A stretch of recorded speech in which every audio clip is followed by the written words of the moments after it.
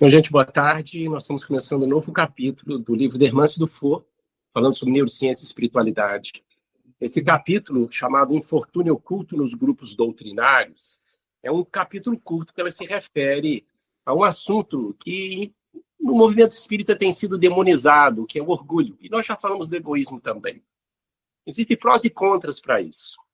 Esse capítulo serviria para qualquer grupo, não só grupo de um núcleo espírita, mas de qualquer núcleo religioso e qualquer núcleo onde se encontram pessoas, em que sempre vai existir sentimentos como orgulho e egoísmo. Mais uma vez eu quero dizer, gente, que no Livro dos Espíritos e nas obras básicas de Allan Kardec, ele chega a falar no Evangelho segundo o Espiritismo que o orgulho e o egoísmo seriam um dos fatores de muitos desastres, catástrofes espirituais da nossa jornada. Nós não realmente, de fato isso acontece mesmo. Só que ali ele está demonstrando o orgulho e o egoísmo, as consequências nefastas do excesso dele, como o excesso de qualquer sentimento e emoção nossa. Então, mais uma vez, eu não estou fazendo apologia do orgulho. Por favor, nós vamos mostrar o outro lado dele. Mas, mais uma vez, eu quero partir, você que está me escutando, mais uma vez, que vem nos acompanhando, que emoções e sentimentos são adaptativos. Eles são para adaptação e sobrevivência nossa e da espécie.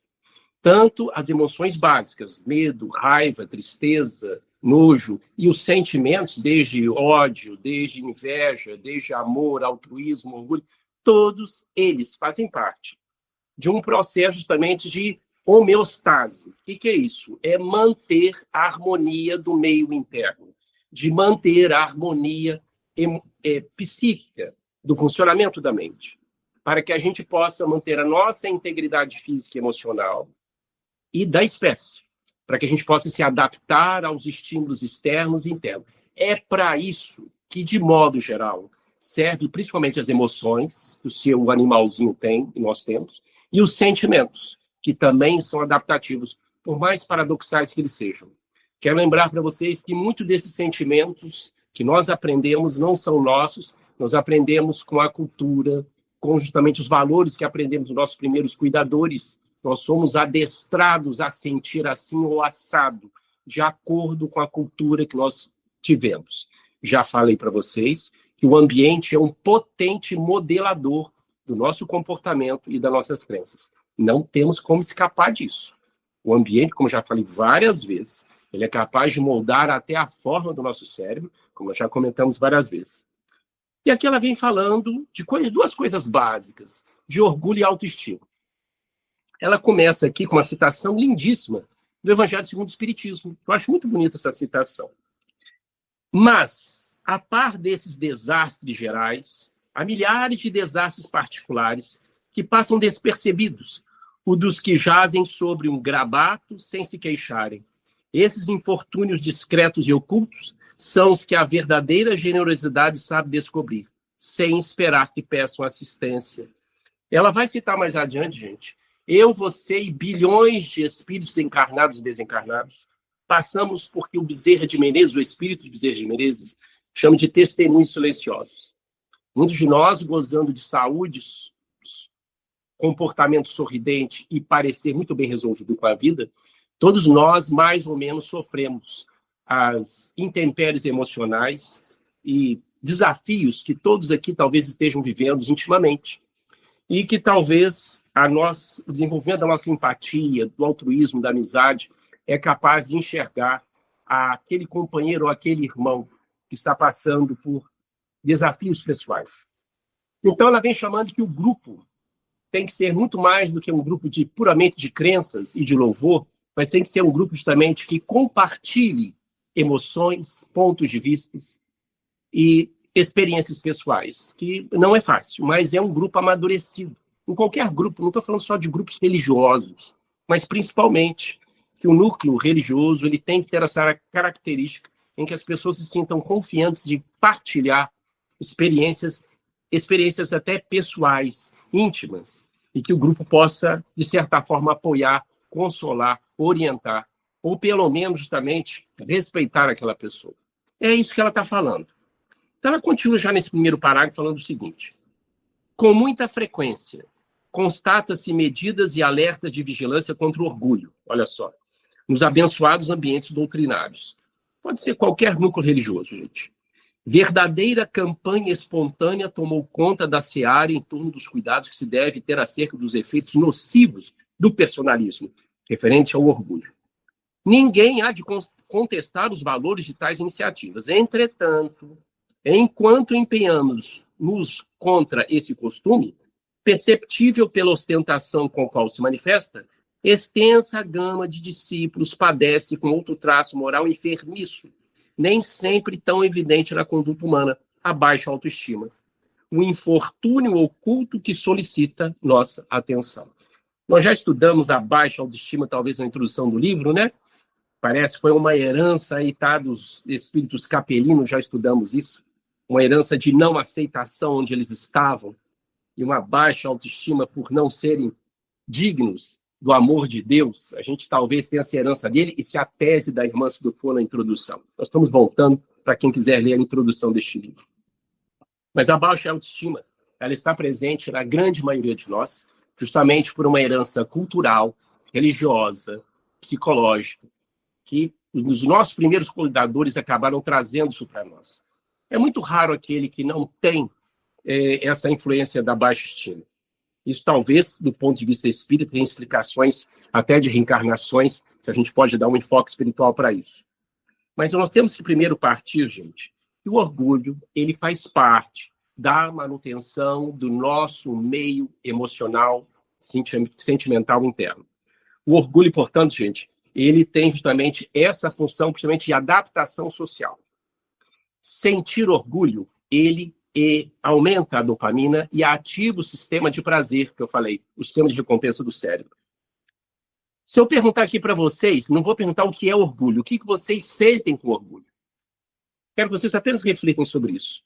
Quando vocês sentem orgulho, o que vocês sentem, de fato? Alguém quer falar? Eu posso falar. Pode falar. Quando eu sinto orgulho de alguma coisa que eu faço, eu me sinto muito bem. Sabe, eu me sinto recompensada por mim mesma. Então, assim, nossa, isso aí que eu fiz foi legal. Eu acho muito importante a gente reconhecer as coisas boas também que a gente faz, né? O que a gente se esforçou e vai e faz legal. Eu gosto, uma sensação prazerosa. É isso mesmo. Obrigado pela sua sinceridade, Iracema. É exatamente isso.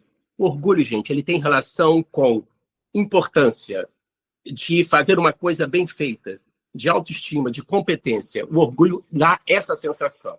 Competência, autoestima, status. Ele dá isso. Eu posso só complementar o que a Iracema falou, que no meu caso também eu me sinto mais forte, assim, como se eu fosse, já que eu concluí aquilo e fiquei orgulhosa com aquilo que eu fiz, é como se eu fosse capaz de fazer outras coisas também, enfrentar o mundo. É isso mesmo, Luísa. Essa sensação, gente, ela estimula o sistema de recompensa do cérebro. É igual você come o docinho depois do almoço e você quer repetir aquele doce outras vezes. O orgulho é a mesma condição. Quando você faz algo bem feito, seja lá o que for, você sente orgulho daquilo e quer repetir aquilo e quer fazer de outras formas. E você sente realmente, mesmo que não seja verdade, mas você tem sensação de competência, de status, de importância. Isso é importante para pertencimento. Eu já falei para vocês que o cérebro é hipersocial, ele gosta de ter pertencimento no grupo. Clube de futebol, filosofia, partido político, nação, religião, família, tem que ter pertencimento. O cérebro é um órgão hipersocial. E o orgulho é uma das funções que ajuda a fazer essa conexão de grupo. Porque quando você se sente importante no grupo, o grupo faz conexão com você, você conexão com ele. Estou explicando, do ponto de vista neurocientífico, a importância do orgulho no nosso processo. Então, todos aqui sentem, vão sentir, já sentiram, vão sentir sempre orgulho quando fazem algo, porque isso estimula o sistema de recompensa. Então, só para vocês terem uma ideia, existe o orgulho coletivo, orgulho da nação, orgulho de partido, etc., porque promove justamente a aproximação daqueles indivíduos do grupo. Então, olha só, o orgulho ele facilita a solidariedade entre os indivíduos do mesmo grupo. Lembra o comportamento de bando que eu falei? Pois é, ele tem o lado sombrio dele, mas o orgulho, ele estreita esses laços entre as pessoas. E principalmente é o orgulho coletivo, seja de grupo, nação, religião, seja lá o que for. Então ele tem essa função bem básica para nós e vai estimular o sistema de prazer. Então essa é uma resposta social que nós temos. Então ele traz justamente a autoestima, ele traz a autoconfiança, ele vai fazer esse estreitamento entre as pessoas. Então é claro, gente, que o orgulho ele é um dos facilitadores da motivação, para que a criatura tenha metas e continue fazendo. Ô, Carlos, você está fazendo apologia do orgulho? Não, não estou fazendo apologia de nada. Eu estou explicando, do ponto de vista neurocientífico, uma função, um sentimento, que muitas vezes passa a ser demonizado nos ambientes religiosos. Não estou falando só do espiritismo. Muitas religiões. O orgulho, gente, ele faz parte do nosso processo evolutivo. Retirar o orgulho de alguém é como se tirasse parte da motivação. Alguém falar? Elisama? Eu acho muito importante o que você falou, que alguém pode pensar que você está fazendo apologia ao orgulho. Não é isso. Eu acho que tudo depende da forma como a gente utiliza os sentimentos e as emoções que sente, né? Eu posso ter um orgulho, me sentir recompensada, e isso me motivar a fazer mais coisas. E posso também ficar tentando ganhar nesse orgulho uma recompensação social o tempo inteiro. E aí eu não vou utilizar tão bem esse sentimento quanto eu uso bem quando ele simplesmente me motiva a fazer algo mais. Então depende da forma como a gente usa, não é? Com certeza. Existe esse lado. Os sentimentos são adaptativos para a sobrevivência. Nós já falamos várias vezes, gente, sobre a importância das emoções básicas. Muitos sentimentos estão sendo mais estudados. Já falamos aqui sobre raiva. Imagina uma pessoa viver sem raiva. Ela vai ter vários abusos de várias áreas, gente. Uma pessoa que tem raiva, ela sabe justamente estabelecer limites. Quando a raiva ela começa a extrapolar, pode levar ao crime. Então, nós estamos cada vez mais, e as neurociências e a psicologia, tentando justamente administrar, saber justamente manejar essas emoções e sentimentos para a nossa saúde, para o nosso proveito. Então, o orgulho tem essa característica funcional de ter uma atividade para nos levar a um comportamento pró-social. Isso está nos trabalhos neurocientíficos, principalmente neurociência social. Então, o orgulho ele é pró-social, ajudando a criatura a atingir a sua meta específica. Então, e o orgulho, ele vai nos dar a sustentação da autoestima. Ele tem essa base, nós falamos do egoísmo, mas ele dá essa base, ele é filho do ego, justamente para preservar a nós, como indivíduo, e a nossa espécie. Então, gente, como eu falei, se a gente dá demais emoções ao sentimento, vai dar problema. Se tira eles ou tenta sufocar, vai dar problema. Dei exemplo aqui de uma emoção básica, não vou ficar falando em detalhes, senão fica muito repetitivo, de uma senhora nos Estados Unidos que sofria de uma doença rara, chamada doença de Urbaviete, uma doença raríssima, que tem alterações proteicas graves e que ela perdeu medo. Desde moça, perdeu medo. E ela se colocou em várias situações perigosas ao longo da vida, vivia numa região dos Estados Unidos de risco social, já foi ameaçada de faca no pescoço várias vezes, passava pelo mesmo local. Mesmo sendo ameaçado, continuava andando pelos mesmos locais, ao ponto de um médico holandês que pesquisa a doença, quando via essa mulher, ele não acreditou que ela estava viva. Mas como é que pode ela estar viva? Uma mulher sem medo? Ela já era para estar morta há muito tempo. Então, vocês verem da importância das emoções e dos sentimentos para a nossa economia, para o nosso ecossistema, o equilíbrio dele, o nosso ecossistema íntimo, pessoal. Bom, ela vai falando justamente dessa baixa autoestima.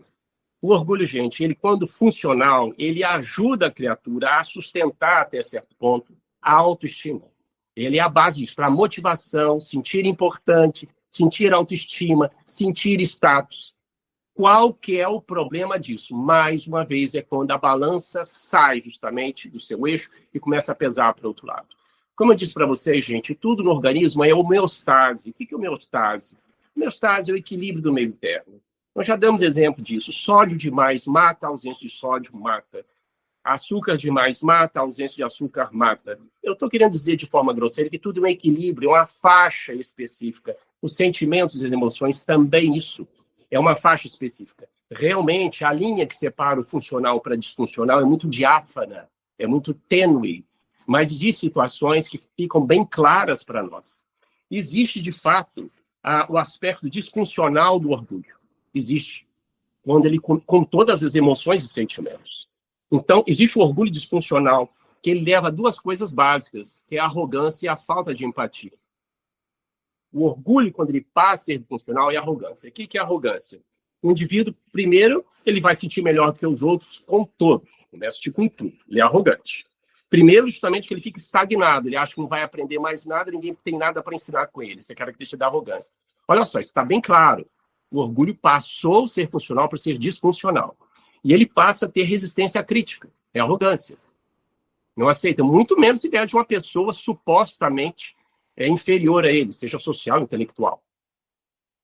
A gente está falando só de meio acadêmico, profissional, isso ocorre no ambiente familiar, tá? A pessoa que tem esse orgulho ao ponto de se tornar arrogante. E ela não querer aceitar, aprender nada, saber a opinião de ninguém, ele quer dar a última palavra e não quer aprender nada. Isso é o orgulho disfuncional. Falta de empatia. Por que isso?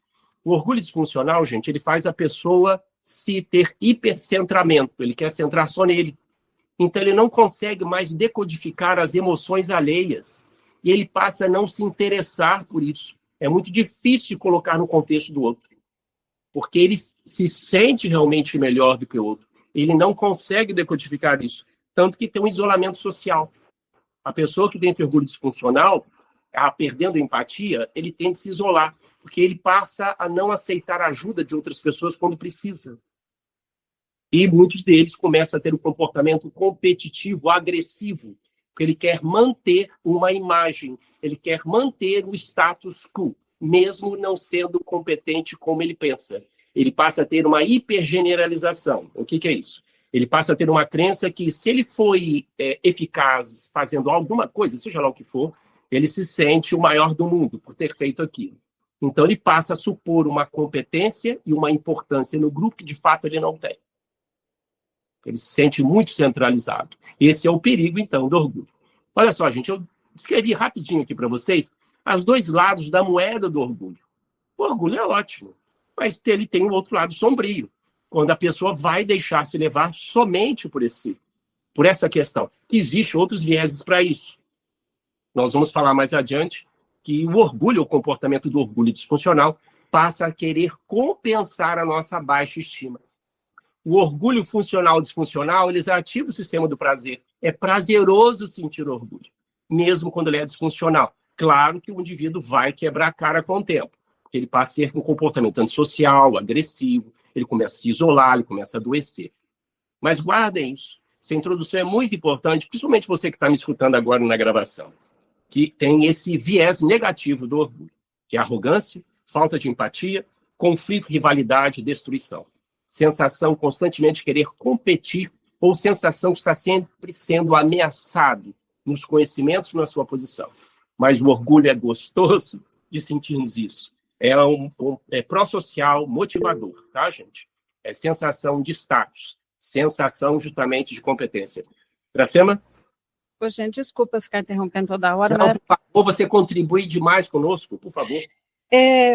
Como que a gente pode sinalizar a diferença entre orgulho e vaidade, Bianca? Alguém quer ajudar? Iracema, quer colocar? Não, eu acho que a vaidade é quando o orgulho extrapola para um lado egocêntrico, né? Porque a pessoa vai... Porque a vaidade também é uma palavra que a gente usa. A pessoa é muito vaidosa, se cuida, se pinta, se arruma, é uma coisa. Agora, existe a vaidade que vai manipular o ambiente, que vai tentar manipular as pessoas, né? E a pessoa é vaidosa a ponto de achar que é mais importante que todo mundo, achar que bom, sei lá, acho que é isso. O que você acha? Mais uma vez, são sentimentos. Quando a gente bota ele no contexto disfuncional, todos eles são muito ruins, tá, Iracema? A própria nossa cultura acabou estigmatizando muitos desses sentimentos como ruins, demoníacos, patológicos. Nós sabemos que a vaidade ela é importante. Qual é o ponto dela? Qual Quando o indivíduo deixa se levar pelo sentimento, ele passa a ser comandado, ele passa justamente a deixar de fazer coisas importantes para ser vaidoso, ou passa justamente a sacrificar as suas necessidades pessoais ou das pessoas que estão com ele, ou acaba machucando as pessoas para atender a sua vaidade, ele passa a ser disfuncional. Então, Iracema, do ponto de vista de neurociências do comportamento, todos os sentimentos, eles têm a sua função fisiológica, rígida, saudável. Respondi você ou não? Com certeza, obrigada. Com certeza. É porque não é uma diferença entre orgulho e vaidade, eles se dão as mãos. Né? Sim, entendi. Eles têm um processo contínuo de autocuidado, de preservação, de colocar limites. Então, o problema é que nós ainda não conseguimos, primeiro, identificar eles.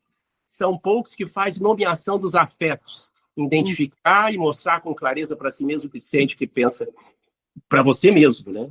Então, quando a gente identifica, é tentar realmente começar a administrar melhor esses sentimentos. E que eles fazem parte da nossa humanidade, tá, gente? Nós, de anjos e arcanjos. Estamos falando dos seres que pensam, que emocionam, que somos nós. Tanto como eu já falei aqui em outros encontros, segundo os neurocientistas do comportamento, o Homo sapiens, ele é um ser emocional que pensa. Então, as emoções levam a fazer as coisas de fato. Felizmente ou infelizmente. Graças a Deus, nós temos um córtex pré-frontal para tomar decisões, etc. Mas, como eu disse na última aula, até um professor meu de neurociências falou bem claro isso, desculpe ser repetitivo, mas isso é muito importante para quem está nos ouvindo, porque isso é puramente neurocientífico. Um professor meu de neurociências falou o seguinte: gente, se alguém me provar que existe tomada de decisão sem nenhuma emoção, eu paro de ensinar neurociências. Ele falou isso. Porque está no animal e está em nós, gente. Não tem tomada de decisão sem nenhuma gota de emoção. Não tem como, porque nós somos emocionais. Não tem como. E daí a importância do autoconhecimento, né? Senão você vira refém desses sentimentos que a gente não elabora, não vê, né? Às vezes você está sendo vaidoso e não está percebendo. Então é importante mesmo ter esse autoconhecimento, né? Obrigada, Priyanka. Obrigado você. É porque as emoções, elas são muito básicas e nos levam ao automático, como a maioria da população vive. Se a gente for só da emoção, vai no automático. E você não para pensar, não para refletir. Vai tudo no automático. Até que um dia você quer bater em alguém, você quer descontrolar, você quer trair, você quer fazer seja o que for. Porque estamos muito no automático. As emoções vêm das regiões mais profundas do cérebro. Graças a Deus temos elas, mas não podemos viver com base nelas. Lembra, gente, que emoção e sentimento é um aviso. É um aviso para se adaptar ao meio. O que nós vamos fazer com ele? É isso que nós estamos aprendendo a fazer. Não é dizer que a gente tem que agir com base neles. E cada vez mais fará a nossa humanidade evoluir quando a gente começa a ter consciência desse aviso. Eu vou acionar ele ou não? Eu vou utilizar ele ou não? Isso é um trabalho que nós estamos querendo fazer aqui agora nessa discussão. Que poucas pessoas têm acesso a isso. Ô, Priyanka. Pode falar. A vaidade não teria mais a ver assim, com o ego? Com certeza. Tipo, estou tentando diferenciar do orgulho, tá? Estou pensando aqui. É mais com o ego, a pessoa quer para ela quer ser a melhor, né? E ela não quer que o outro tenha aquilo que ela tem de melhor, vamos dizer assim. É meio isso, seria isso? É o egoísmo. Eu vejo a vaidade mais perto do egoísmo e do ego, essa coisa. A vaidade a gente fala orgulho. Do egoísmo. O egoísmo, ele é um sentimento e ajuda justamente a nossa preservação. Nós já comentamos das disfuncionalidades dele. Quando a pessoa passa a deixar de se preocupar com o alheio, com as necessidades dos outros. Aí ele passa por cima. O egoísmo deixa de ser funcional, gostoso, que nos preserva, para ser agressivo. Ele passa a ser prejudicial na relação social ou com você mesmo. Que quem é muito vaidoso quer pagar o outro, né? Ele quer só ele aparecer, só ele ser o bom, não é assim? Todos nós temos a tendência disso, Esther, por uma questão justamente de querer se preservar no grupo. Preservar a nossa individualidade, a nossa essência. Para preservar os nossos genes, o cérebro gosta disso. Preservar quem é nosso, quem está perto de nós. Mas o problema é quando justamente passa a ser disfuncional, a gente passa a prejudicar outras pessoas. Outras pessoas passam a ser prejudicadas, seja emocionalmente, fisicamente, financeiramente, por causa dessa nossa conduta. Porque o vaidoso, ele tenta, assim, eu já vivi isso, né? Ele tenta te apagar, né? Ele quer apagar o seu brilho, só ele que pode brilhar. Eu quero enfatizar mais uma vez, Esther, sem querer ser repetitivo, mas dando importância para isso, e que faz-nos fazer as pazes com as nossas emoções, com o nosso lado humano, é que, de modo geral, as nossas emoções e sentimentos são adaptativos, são para ser funcionais para a nossa sobrevivência como ser humano e da espécie. Então, todos os sentimentos que passarem pela cabeça de vocês, por mais grotesco, pitoresco ou paradoxal que seja, eles foram realmente para a nossa adaptação em algum momento, para a nossa sobrevivência em algum momento, seja sobrevivência física ou emocional. Uhum. Então, nós temos... O problema é o excesso, né? O sentimento. O problema é o excesso, né? É quando se torna disfuncional. Isso que eu quero colocar, gente. Tanto o excesso quanto a falta de algo vai dar problema. A natureza, quando a gente briga com a natureza, geralmente a gente vai perder. A gente vai perder. E a gente está sempre querendo fazer esses sistemas de compensação. O tempo, como é que está o tempo? Renato, o tempo está bem? Vamos continuar aqui. A sensibilidade humana tem sido insuficiente para detectar o caos interior em que vivem inúmeras criaturas, escondendo por trás de máscaras sociais, temendo tornarem conhecidos seus dramas inenarráveis, que configuram um autêntico quadro de loucura controlada. Muito interessante, é o que Bezerra de Menezes fala, que todos nós temos os nossos testemunhos silenciosos, todos passam por problemas, desafios pessoais, que muitas pessoas não veem. Só os nossos amigos espirituais sabem dizer, né, no íntimo que estamos passando. Então, ela chama a atenção que os grupos religiosos, os grupos que se gostam, os que se dizem que se gostam, deveriam ter esse momento de troca de experiências, troca de ideias, que não é fácil. Mas é que a gente acha que conhece uma pessoa, eu acho que conheço fulano, ciclano, mas ele está passando, às vezes, por um sofrimento, passando por um desafio que nem passa pela minha cabeça e eu nunca suspeitei daquilo. Isso é uma característica marcante de todos os grupos. Não estou falando só do grupo doutrinário espírita. Em qualquer núcleo onde existam pessoas, isso vai acontecer. Porque para ser aceito no grupo, eu muitas vezes tenho que anular os meus sofrimentos, as minhas dores internas, para que eu seja aceito. Então, uma forma que o grupo seja, de fato, um grupo realmente amigo, afeto, acolhedor, tem que ter essa abertura. Para que a gente aceite o diferente, para que a gente aceite o problema do outro, mesmo que não possa resolver, mas que a gente possa, pelo menos, aceitar. Então, ela está falando isso daqui. Isso visa, principalmente, os nossos grupos de modo geral. Ela continua aqui. Olha que interessante. A mesma raiz que vitaliza a vaidade é responsável pela carência de estima pessoal. Quer dizer, a nossa ausência de estima vai, muitas vezes, vitalizar a vaidade, como vai piorar nossa própria carência. O orgulho que procura brilhar no palco do prestígio, assim como a atitude de desamor a si mesmo, são manifestações do sentimento de menosvalia ou complexo de inferioridade, que toma conta de multidões sem conta no orbe terreno. Olha, gente, ela vai falar isso mais adiante. A maioria de nós, quando nos sentimos baixa autoestima, a tendência é justamente nós escorregarmos pela tristeza, pelo isolamento social, ou fazer um movimento inverso, de compensação, que é um fenômeno que o cérebro utiliza para diminuir a dor e o sofrimento. É muito comum, gente, quando todos nós, eu e você, nos sentimos inseguros, não sentimos importantes, não temos status, fazermos o caminho pelo orgulho, para que a gente possa ter respeito, para que a gente possa ter validação social, mesmo não tendo competência e importância. A gente quer sentir-se aceito, importante. Então, a gente passa a ter a conduta do orgulho, muitas vezes disfuncional, e vai nos dar prazer.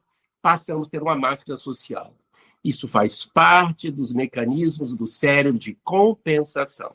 Muitos já viveram isso, ou vamos viver, ou estamos vivendo. É um fenômeno de compensação. Por isso que vem aí o orgulho, a soberba. Aí depois a pessoa começa a não aceitar a crítica e vai por aí afora. Por quê? Ela está muitas vezes tentando compensar uma baixa autoestima. Ela está querendo ser uma coisa que de fato ela não é. Ela não tem competência naquela área, ela não tem importância naquela área. Estou falando, seja X que seja, gente, espiritual, material, profissional. E ela tenta mostrar uma persona e o caminho é o orgulho, que dá prazer, eu já falei para vocês. Tanto o orgulho funcional e disfuncional vai agir no sistema de recompensa. Aqui, com certeza, a pessoa vai começar a ter problemas, que começa a irritabilidade, na amizade, competição agressiva, e aí vai por aí afora. Ela tem medo de ser desmascarada. Eu me lembro, certa vez, essa passagem foi citada até para o meu cunhado, tem um seriado muito interessante, chama Good Doctor, e esse seriado, vale a pena assistir, ele é um médico autista, e ele, certa vez, ele foi aceito no hospital, e ele estava ajudando um grupo fazendo uma cirurgia, e um cirurgião muito, muito orgulhoso, muito soberbo, e tinha muita dificuldade, não aceitava ele no grupo. Então, certa vez, ele fala uma frase com o cirurgião falando o seguinte: ser soberbo te faz um cirurgião melhor? Ser soberbo te faz um cirurgião melhor? Quer dizer, esse cirurgião, ele escondia o medo de que o Good Doctor e esse médico autista descobrisse alguma coisa nele. Então, era uma forma dele tentar se precaver, tentar se blindar daquele indivíduo que tinha uma fala muito franca e honesta. Então, é só uma passagem para vocês, que esse orgulho disfuncional, quando ele chega ao extremo, ele passa a ser realmente agressivo e passa a ser justamente uma compensação daquilo que a pessoa não consegue sustentar ser. Às vezes ela é até competente, mas como ela quer ser mais e mostrar mais importância do que ela não tem, do que ela não é, então acaba desvalando pelos eixos aí do orgulho, da ambição, da vaidade extrema ou disfuncional. Podemos facilmente confundir atitudes de baixa autoestima. Ela começa a falar agora nesse parágrafo para a gente terminar, tá? Nós vamos fechar. Podemos facilmente confundir atitudes de baixa autoestima com comportamentos personalistas. Olha só. Criaturas com escassez de autoamor lutam para preservar suas reais intenções, demonstrando, para tal, pouco ou nenhuma habilidade através de atitudes desconectadas de seus verdadeiros sentimentos. Adotam condutas defensivas, olha só, exemplo do cirurgião, que podem ser interpretadas como individualismo e ingratidão. No fundo, se debatem com a incapacidade de estabelecerem limites de proteção ao mundo dos sentidos pessoais. Estão em conflito e reagem de modo nem sempre adequado ante aquilo que lhes constitui ameaça, deixando clara a complexidade da alma humana que, para ser entendida em suas ações e reações, solicita-nos ampliada complacência e largo discernimento. Aqui, gente, ela está falando justamente o que eu acabei de dizer, um fenômeno de compensação que todos nós estamos sujeitos, em que a gente não sente importante, não sente seguro, a gente acaba muitas vezes tendo um comportamento orgulhoso ou um comportamento de soberba, muitas vezes afastando as pessoas, porque a gente quer validação, gente. Aqui a gente quer fazer parte do grupo, a gente quer ser aceito, aqui a gente quer se sentir útil. Então, muitas vezes a pessoa acaba entrando nesse automatismo do cérebro, que é o mecanismo de segurança dele.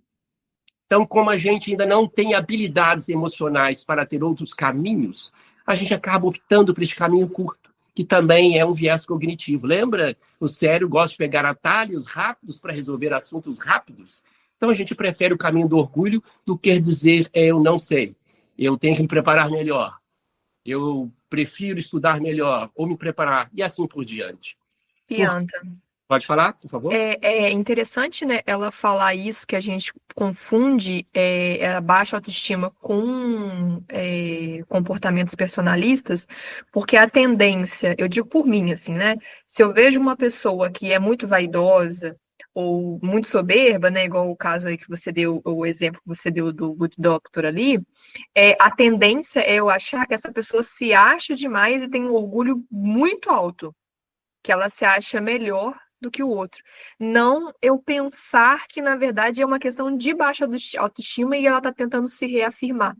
Então, é interessante ela ter colocado isso aqui, né? É incrível que pareça. Isso, como eu disse, gente, é um mecanismo cerebral muito rápido que te leva a mim e às outras pessoas. E quanto mais negar isso, pior as situações. Por isso que a irmã Dufour fala muito da honestidade emocional. Quanto mais a gente nega os nossos sentimentos, as nossas emoções, mais difícil fica a nossa caminhada. Iracema. Não, eu achei interessante que Luísa trouxe. Eu acho que a insegurança ela está muito de mão dada com a agressividade, né? Então, se a pessoa é soberbo e é por insegurança, por baixa autoestima, ele tende a ser uma pessoa mais agressiva, né? Eu vejo isso muito em professores, porque é a minha área. Então, tem professor que não permite que o aluno chegue perto dele. Ele põe uma parede entre ele e o aluno por insegurança. Você sabe que ele tem medo das perguntas. Então, a baixa autoestima é tão grande que ele não dá conta disso. Ele prefere agredir, deixar todo mundo longe, e parece uma pessoa soberba, parece uma pessoa inalcançável, uma pessoa dona do saber. E não é. Então, a agressividade geralmente dá para a gente identificar, Luísa. As pessoas que estão assim, que na verdade têm uma baixa autoestima muito grande, né? Penso assim, não sei. Obrigado, Iracema, é isso mesmo, brilhante a sua colocação.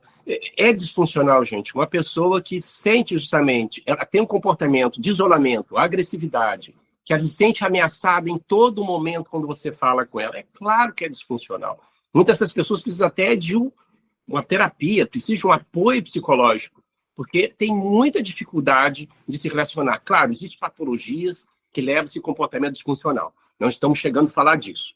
Mas a pessoa que tem essa postura que Iracema falou, claro que ela está realmente precisando de ajuda. E ela não aceita ser ajudada. Isso é o pior ainda. Tem uma característica do orgulho disfuncional que nós estamos falando. Agressividade, isolamento e dificuldade de pedir ajuda. Muito diferente desse orgulho gostoso que você e eu sentimos, todos nós sentimos, quando fazemos algo legal que você sentiu aquele prazer que é repetir. É bem diferente desse orgulho disfuncional. Ele é agressivo, competitivo. E uma das formas, duas formas, para terminar agora, da gente administrar nosso orgulho, eu não sei porque apareceu essa bolinha. Então eu estou fazendo isso não, gente. É do programa aqui. Mas é para melhorar, para a gente participar, fazer um final com chave de ouro. São duas ações importantes, que é a humildade e a empatia. Duas ações, duas virtudes para se tentar administrar ou tentar modular esse orgulho é empatia e humildade, que é assunto para a gente discutir na próxima. Perguntas, comentários? Nossa, muito obrigada, não. Muito obrigada. Então, gente, vamos agradecer a Jesus, vamos orar para os espíritos que estão aqui chegando perto de nós, que estão no ambiente da nossa casa, são nossos mentores, são nossos familiares destes de outras vidas, que eles sabem muito bem os nossos desafios íntimos. Eles sabem. E muitas vezes choram, sorriem com as nossas emoções e sentimentos. Eles estão aqui conosco, estão se aproximando do nosso psiquismo, derramando os fluidos balsamizantes sobre nós e dizendo, estamos com você.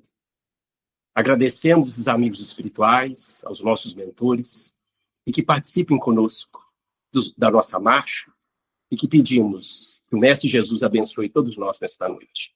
Que assim seja, se assim será.